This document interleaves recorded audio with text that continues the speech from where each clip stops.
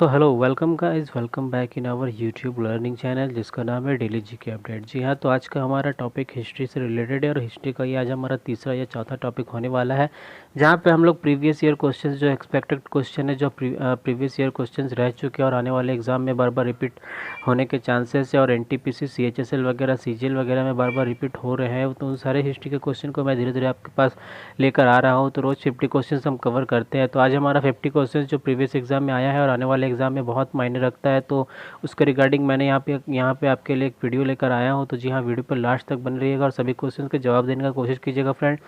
सभी क्वेश्चंस का आंसर आप यहाँ पे एक्सप्लेनेशन नोट्स के साथ यहाँ पे मैं आपको प्रोवाइड करा रहा हूँ। तो जी हाँ, वीडियो को बिना देर किए वीडियो को स्टार्ट करते हैं। जी हाँ, तो यहाँ पे देख सकते हैं जो पहला जो क्वेश्चन है कि जिन्ना ने मुसलमानों को मुक्त दिवस मनाने का आदेश कब दिया था।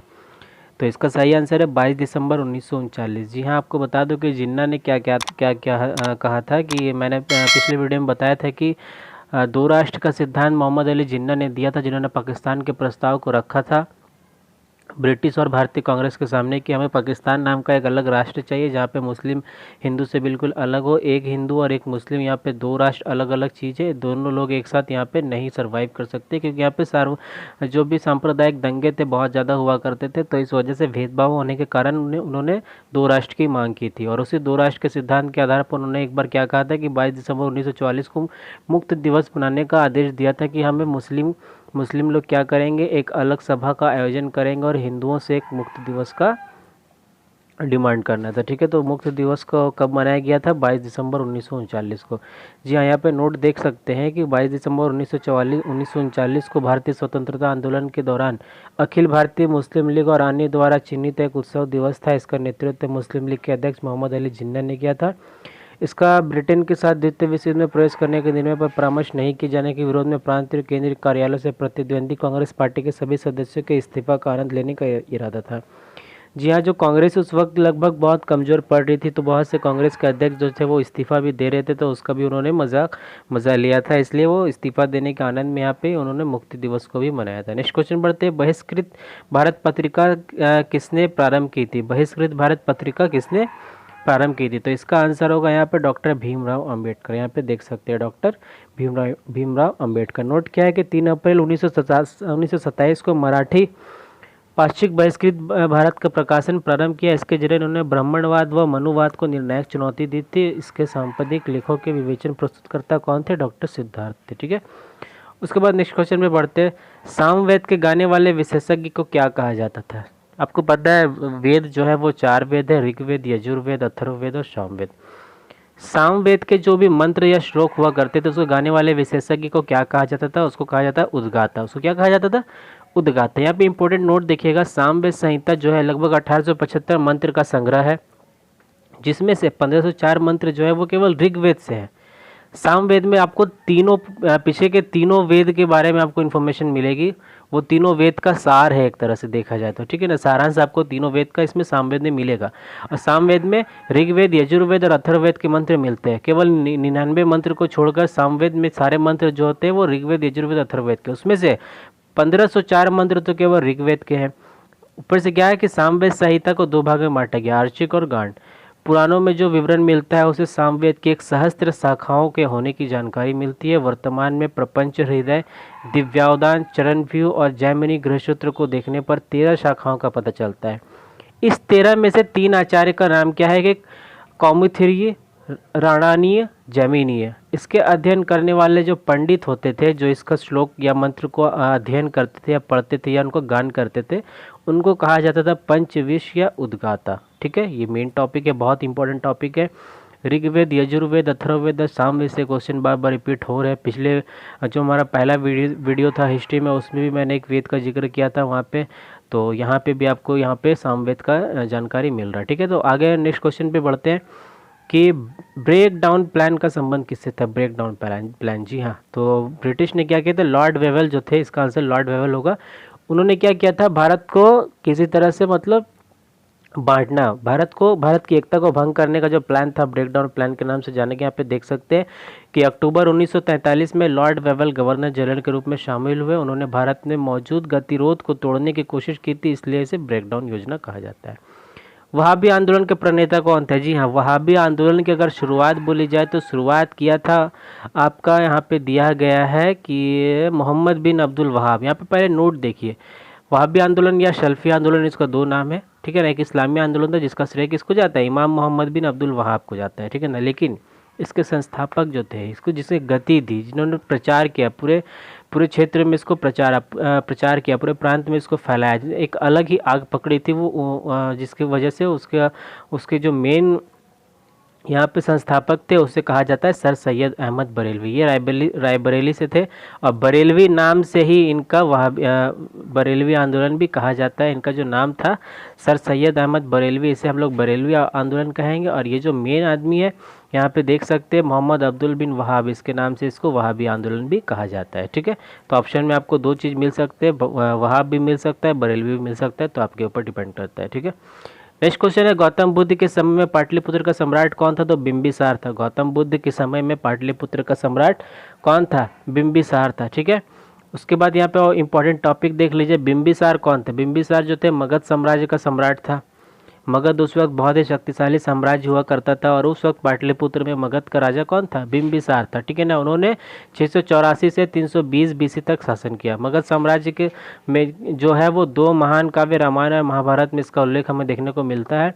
मगध साम्राज्य पर 544 बीसी से 322 बीसी तक तीन शासनों ने राज्य किया, तीन राजवंश ने। पहला था हर्यक राजवंश, दूसरा था शिशुनाग राजवंश और तीसरा था नंद राजवंश। हर्यक राजवंश की बात करें तो हर्यक राजवंश में तीन सबसे प्रमुख राजा हुआ करते थे, बिंबिसार, अजातशत्रु और उदयन। यहाँ पे आप देख पा रहे होंगे बिंबिसार, अजातशत्रु और उदयन, ठीक है। बिंबिसार की बात करें तो उन्होंने 546 से 494 बीसी तक राज्य किया। उसके ही पुत्र अजातशत्रु ने क्या किया था? उसके ही पुत्र अजातशत्रु ने उसका वध कर दिया था, उसका वध और उसका बंदी बनाकर हत्या कर दिया था और गद्दी पर बैठा था। उसके बाद बात करते हैं शिशुनाग राजवंश की। तो शिशुनाग राजवंश यहाँ पे देख सकते हैं 383 बीसी के लगभग जो दूसरी बौद्ध परिषद हुई थी उस वक्त क्या था? शिशुनाग राजवंश से मगध राज किसका दिन था? शिशुनाग राजवंश का दिन था। तीसरा जो राजवंश है नंद राजवंश। नंद राजवंश के संस्थापक कौन थे? तो महापद्मनंद थे, आपको पता होगा। यहाँ पे देख सकते हैं मगध वंश के नंद वंश के संस्थापक कौन थे? महापद्मनंद, ठीक है ना। ये अंतिम राजा थे शिशुनाग वंश के। नेक्स्ट टॉपिक बढ़ते हैं, किसने चंद्रगुप्त द्वितीय के संबंध में जानकारी प्राप्त होती है? किस चीज से चंद्रगुप्त द्वितीय के संबंध में जानकारी प्राप्त होती है? तो यहाँ पे महरौली अभिलेख। आपको पता है कुतुब मीनार के सामने एक बहुत बड़ा एक लोहा का स्तंभ है, बहुत भारी, बहुत ही लंबा, बहुत ही पुराना लोहा का एक स्तंभ है जो अभी तक जंग नहीं लगता है। उसमें वैज्ञानिकों ने एक परीक्षण भी किया, वहाँ पे देखा कि एक बहुत पुराना, लगभग मोहम्मद बिन तुगलक गुलाम वंश जो थे, गुलाम वंश के टाइम से भी पहले, यानी चंद्रगुप्त द्वितीय के टाइम का बात कर रहा हूँ, जब मौर्य वंश था गुप्त वंश जब था चंद्रगुप्त के समय में, गुप्त वंश के टाइम चंद्रगुप्त द्वितीय ने क्या किया था? एक अभिलेख का स्थापना किया था। लोहा का एक बहुत बड़ा एक स्तंभ था, उस स्तंभ में वहाँ पे चंद्रगुप्त द्वितीय के संबंध में जानकारी प्राप्त होती है। अब यहाँ पे आपको इंपॉर्टेंट टॉपिक देख लीजिए कि लोह स्तंभ जो है दिल्ली में कुतुब मीनार के निकट स्थित क्या है? एक विशाल स्तंभ है, यहाँ पे आप देख पा रहे होंगे, ठीक है ना। यह अपने आप में प्राचीन भारतीय धातुक्रम की प्रकाष्ठा है। यह कथित रूप से राजा चंद्रगुप्त विक्रमादित्य यानी चंद्रगुप्त जो द्वितीय थे उसने निर्माण कराया था। कुछ विशेषज्ञों को मानना है कि लगभग 912 ईस्वी पूर्व। जो भी स्तंभ की ऊंचाई लगभग 7 मीटर है। पहले हिंदू जैन मंदिर का एक हिस्सा हुआ करता था और 13वीं शताब्दी में कुतुबुद्दीन ऐबक ने क्या किया था कि इसको नष्ट करके कुतुब मीनार की स्थापना की थी। ये लोहा का स्तंभ आज भी वहाँ पर है, जिसमें 98% तक लोहा का मात्रा आपको देखने को मिलेगा, इसलिए अभी तक इसमें जंग नहीं लगता। जी हाँ।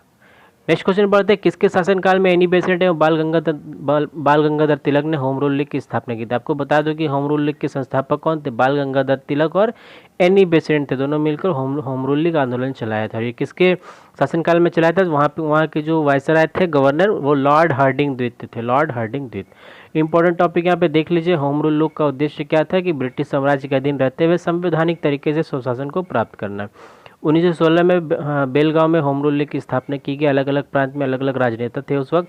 मेन मुख्य नेता कौन थे? बाल गंगाधर तिलक और श्रीमती एनी बेसेंट। आप सभी का स्क्रीनशॉट लेके भी रख सकते हैं फ्रेंड, लेकिन आपको अगर पीडीएफ चाहिए तो पीडीएफ के लिए आपको हमारा टेलीग्राम चैनल को ज्वाइन करना पड़ेगा। आप टेलीग्राम चैनल को ज्वाइन करके वहाँ से पीडीएफ प्राप्त कर सकते हैं, ठीक है। और इसी आंदोलन के समय बाल गंगाधर तिलक ने क्या कहा था कि स्वराज स्वराज हमारा जन्मसिद्ध अधिकार है और हम इसे लेकर रहेंगे। ठीक है। नेक्स्ट है प्रथम अखिल भारतीय छात्र सम्मेलन अगस्त 1928 में किसकी अध्यक्षता में हुआ था? तो ये है जवाहरलाल नेहरू। नेक्स्ट है मयूर सिंहासन का निर्माण करने वाला मुख्य कलाकार का नाम क्या था? तो बेबादल खान, याद रखिएगा। दक्षिण का ब्रह्म समाज को क्या कहा गया है? दक्षिण के ब्रह्म समाज को वेद समाज कहा गया। वो लोग वेद पे ज़्यादा विश्वास रखते थे। नेक्स्ट क्वेश्चन यहाँ पे देखते हैं, इंडियन एसोसिएशन का कांग्रेस में विलय कब हुआ? जी हाँ, 1886 ईस्वी में इंडियन एसोसिएशन का कांग्रेस में विलय हुआ था। तो यहाँ पे बता दूं आपके 1885 ईस्वी में कांग्रेस का थियोसॉफिकल सोसाइटी से निर्माण हुआ था। कांग्रेस का उस वक्त A.O. ह्यूम ने इसका निर्माण किया था। इसके जो संस्थापक थे वो A.O. ह्यूम और कांग्रेस के कुछ राजनेता थे।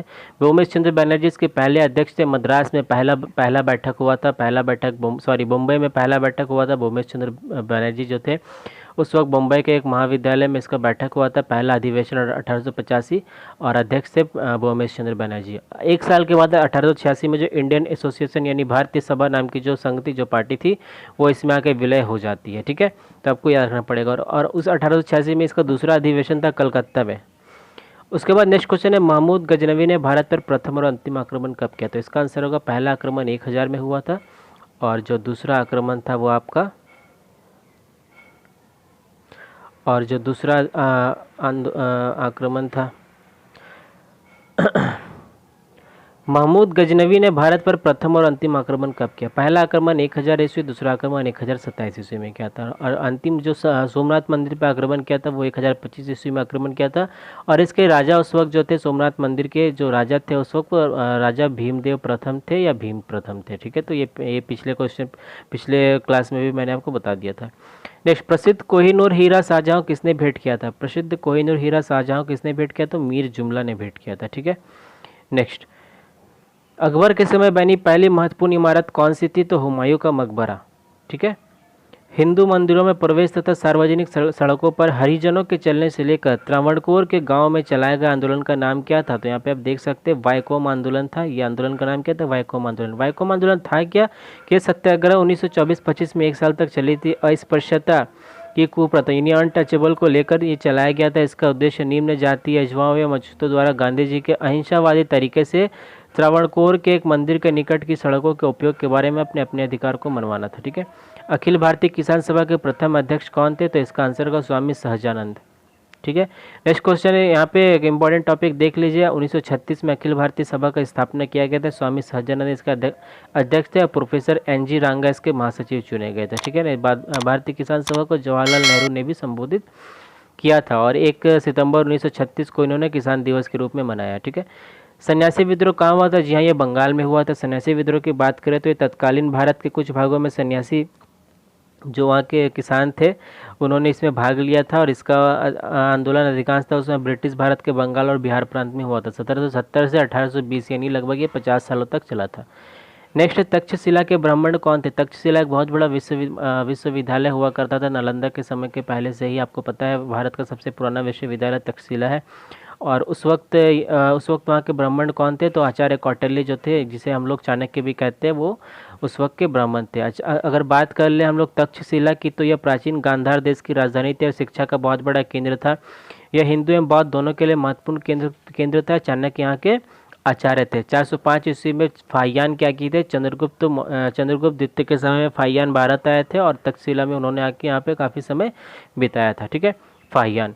और अगर बात करें कौटिल्य की, तो कौटिल्य जो थे वो चंद्रगुप्त मौर्य के महामंत्री थे। इन्हें विष्णुगुप्त के नाम से भी जाना जाता है और चाणक्य शिष्य थे, इसलिए इन्हें चाणक्य के नाम से भी जाना जाता है। इन्होंने अर्थशास्त्र नामक ग्रंथ की रचना की। इसके अलावा और भी ग्रंथ के नाम यहाँ पे मैं दे चुका हूँ। ठीक है।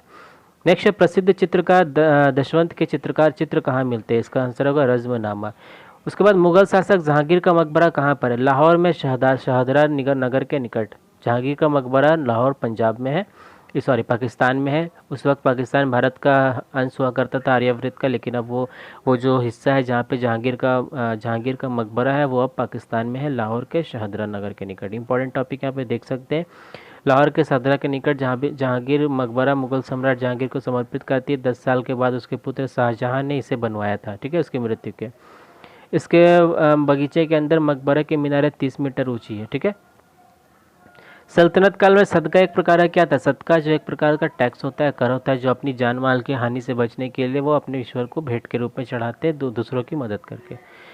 नेक्स्ट है, होलकर ने कब अंग्रेजों में मंदसौर की संधि की थी? मंदसौर की संधि होलकर ने कब अंग्रेजों से की थी? ठीक है ना। होलकर जो थे वो कौन थे आपको पता है कि राजवंश जो मल्हार थे, मल्हार होलकर राजवंश जो था, होलकर एक राजवंश था, उसके मल्हार राव एक बहुत बड़े सूबेदार थे या फिर उसको बोल सकते हैं वहाँ के शासक थे। ठीक है ना। उन्होंने जनवरी 1818 में अंग्रेज से क्या किया था? एक संधि किया था, लेकिन ये संधि उसे आपत्तिजनक लगी थी। इस संधि को उन्होंने नहीं माना था और अंग्रेजों के खिलाफ वो लगातार युद्ध करते रहे थे। ठीक है ना। तो अंग्रेजों से मंदसौर की संधि किसने की थी? होलकर ने की थी। और वो उसके शासक कौन थे? मल्हार राव थे। ठीक है, 1721 ईस्वी में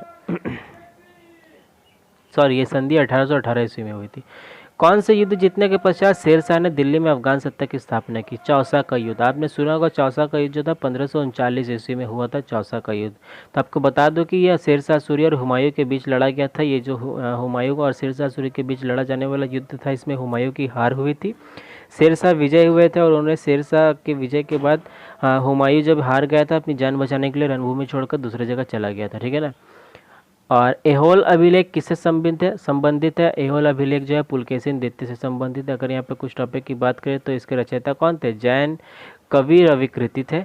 और पुलकेशिन द्वितीय के विजय का वर्णन इसमें दिया गया है। पुलकेशिन द्वितीय के हाथों हर्षवर्धन के पराजय के बारे में आपको परिचय यहाँ पे इस अभिलेख से मिलता है। ठीक है ना। लिखा किसने था?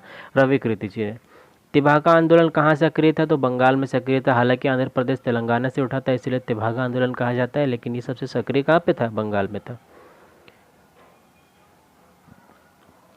इंपॉर्टेंट टॉपिक देख सकते हैं, बंगाल में होने वाला एक किसान आंदोलन था 1946 में, सशक्त आंदोलन था, काफ़ी ज़्यादा विशाल रूप ये ले चुका था। और इसके नेता जो थे कंपाराम सिंह एवं भवन सिंह थे। ठीक है। चांद बीबी का विवाह बाजीपुर के किस व्यक्ति के साथ हुआ था? तो इसका आंसर होगा अली आदिल शाह। नेक्स्ट क्वेश्चन, स्वतंत्रता संग्राम के त्रिगुट लाल बाल और पाल में भारतीय राष्ट्रीय कांग्रेस के अध्यक्ष कौन बने थे? लाल बाल पाल के बारे में बता दो। लाला लाजपत राय को लाल, बाल गंगाधर तिलक को बाल और विपिन चंद्र पाल को पाल। यहाँ पे जो त्रिरत्न थे लाल बाल पाल के नाम से जाने जाते हैं। और उस वक्त स्वतंत्रता संग्राम के जो हुआ था, उस वक्त भारतीय राष्ट्रीय कांग्रेस के अध्यक्ष तीनों में से लाला लाजपत राय जी थे। ठीक है ना। अब आपको इंपॉर्टेंट टॉपिक बता दूं कि कांग्रेस जो था वो दो दलों में बढ़ गया था सूरत अधिवेशन में 1907 में। सूरत अधिवेशन में बढ़ने के बाद क्या हुआ था कि कांग्रेस दो दल में बढ़ गया था, नरम दल और गरम दल। ये तीनों जो थे वो गरम दल के नेता थे। ठीक है ना। तो इसीलिए इन्हें लाल बाल पाल अलग एक त्रिरत्न के रूप में ये थे, गरम दल का नेतृत्व कर रहे थे, इन्हें लाल बाल पाल के नाम से जाना जाता है। ठीक है। उसके बाद आगे बढ़ते हैं। मोहम्मद अली जिन्ना का 14 सूत्री प्रस्ताव किसके विरुद्ध था? जी हाँ, नेहरू रिपोर्ट जो आई थी, नेहरू रिपोर्ट ने क्या कहता है कि उन्होंने अपने स्वाधीनता को लेकर एक रिपोर्ट तैयार किया था ब्रिटिश के सामने। और उसी के विरोध में मोहम्मद अली जिन्ना ने अपना एक 14 सूत्री कार्य प्रस्ताव यानी 14 अपने प्रस्ताव या उद्देश्य को वहाँ पे उन्होंने एक रिपोर्ट के तहत नेहरू को, कांग्रेस को और ब्रिटिश के सामने वहाँ पे पेश किया था।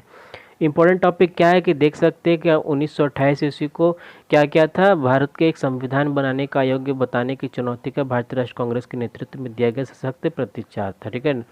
यानी भारत के एक संविधान बनाने के लिए 1928 ईस्वी में नेहरू ने एक रिपोर्ट जारी किया था। लेकिन क्या किया मोहम्मद अली जिन्ना ने क्या किया था? मुस्लिम लीग के मोहम्मद शफी और आगा खान एकजुट हो गए मोहम्मद अली जिन्ना के साथ और उन्होंने इस संवैधानिक योजना का अस्वीकार किया। इस रिपोर्ट को क्या किया?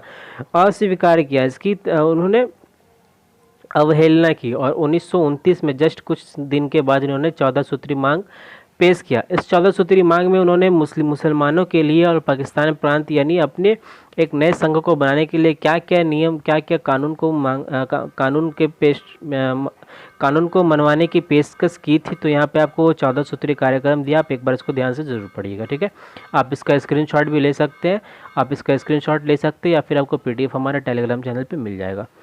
नेक्स्ट क्वेश्चन यहाँ पे आगे बढ़ते हैं कि बंग भंग आंदोलन के समय कांग्रेस के अध्यक्ष कौन थे? तो बंग भंग आंदोलन के समय कांग्रेस के अध्यक्ष गोपाल कृष्ण गोखले जी थे। बंग भंग क्या था? बंगाल एक बहुत ही शक्तिशाली एक एकता वाला राज्य था उस वक्त। बंगाल, बिहार, उड़ीसा लगभग एक जगह पे थे और एक महाशक्तिशाली एकता थी वहाँ पे बंगालियों, हिंदू और मुसलमानों के बीच में।